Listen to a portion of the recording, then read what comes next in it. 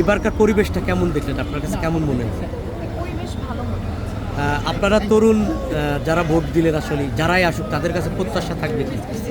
হ্যাঁ, মানে যারাই ক্ষমতায় আসুক বা যারাই জিতে আসুক তাদের কাছে তো সরকার, অবশ্যই আমাদের এক্সপেকটেশন থাকবে যে আমরা একটা সুন্দর বাংলাদেশ চাই।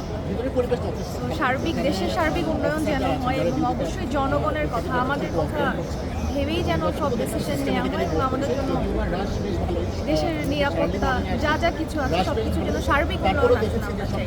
আপনার কেরিয়ারে নতুন একটা এক্সপিরিয়েন্স, মানে ভোট দেওয়ার, গণভোট যেটা এবার প্রথম দিলেন, সেটা কেমন অভিজ্ঞতা ছিল? হ্যাঁ দিয়েছেন না না দিয়েছেন?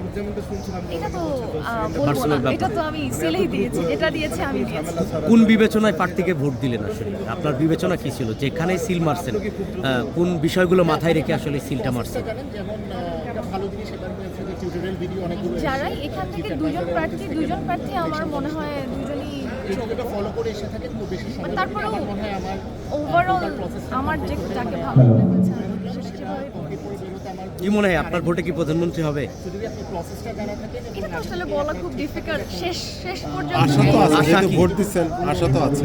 আশা তো আছে যে প্রধানমন্ত্রী না হোক, অ্যাটলিস্ট যাকে ভোট দিয়েছে এখান থেকে হয়তো জয়ী হবে। বুঝতে পারছি।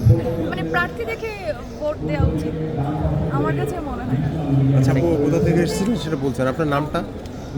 আমার নাম আদিবা গুলশান। Thank you.